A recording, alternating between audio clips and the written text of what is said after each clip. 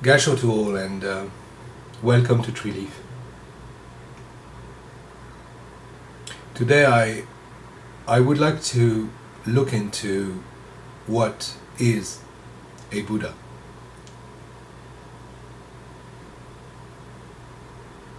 And to do so I want to tell you two stories. The first one is quite a traditional story. It's about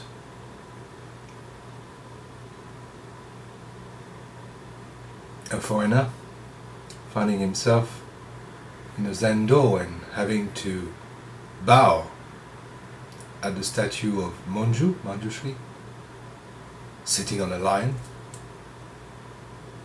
and he refuses to do it.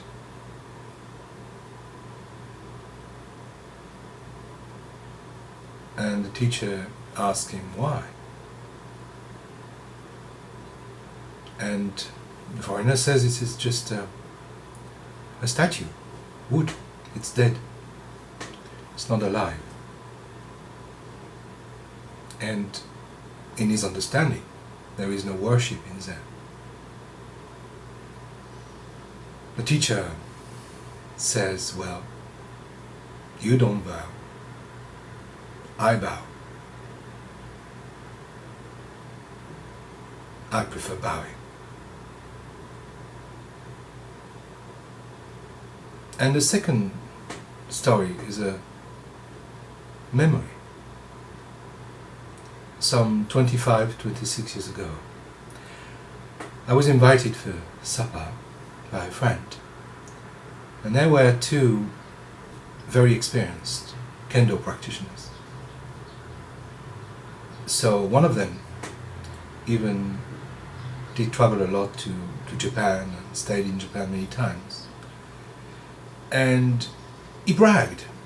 He bragged that he received Jukai in a very old temple in the mountains, and he received a rakusu. And as he came back home, in order to show everybody his detachment, he used the rakusu to polish his shoes. And I said to him, I would have done something else with the rakusu. I do something else with mine.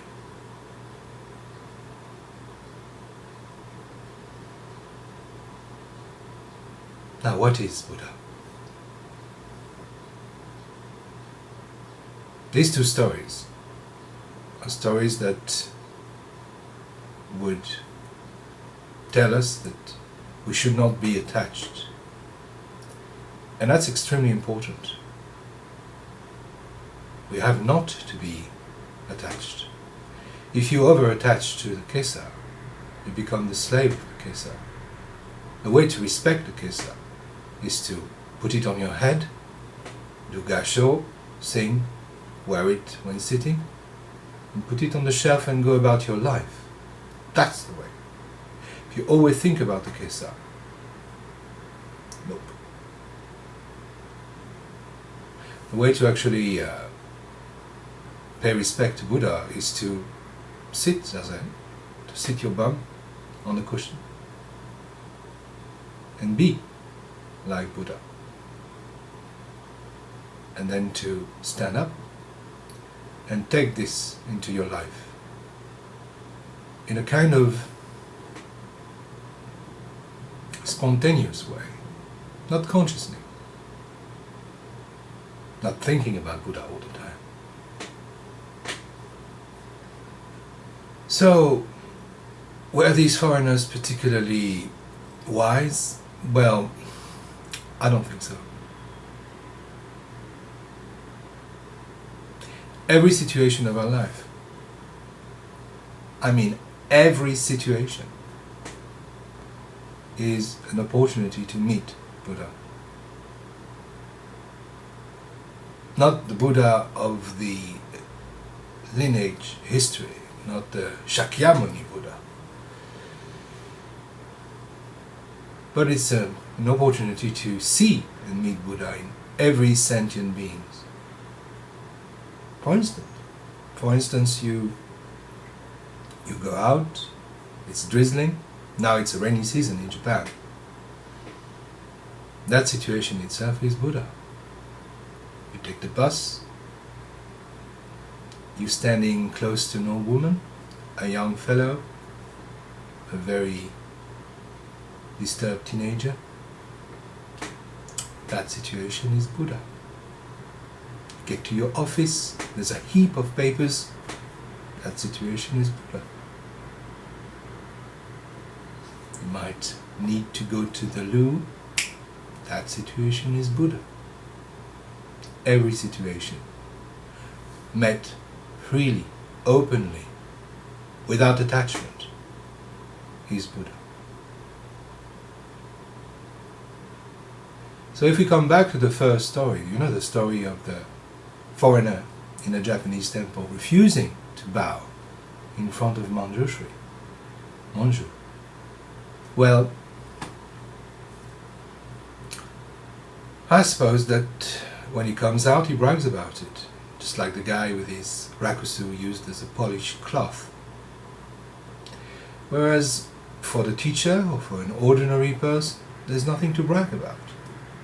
You bow when you have to bow, and then you get out of the temple and do your own business.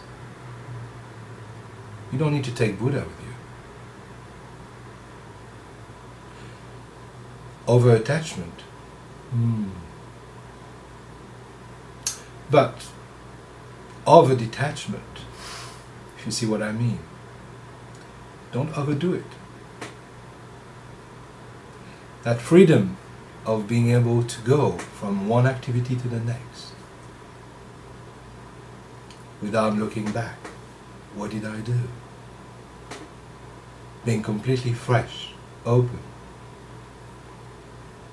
is the condition in which meeting Buddha arises.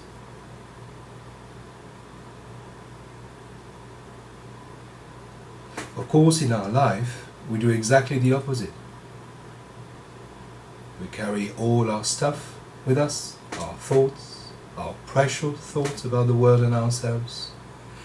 We project things, we judge people, judge what they write, what they say, what they look like, constantly.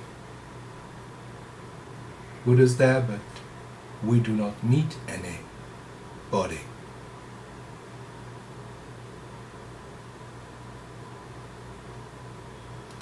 So in our tradition, that possibility, that availability of the Buddha's body to us is experienced in sitting.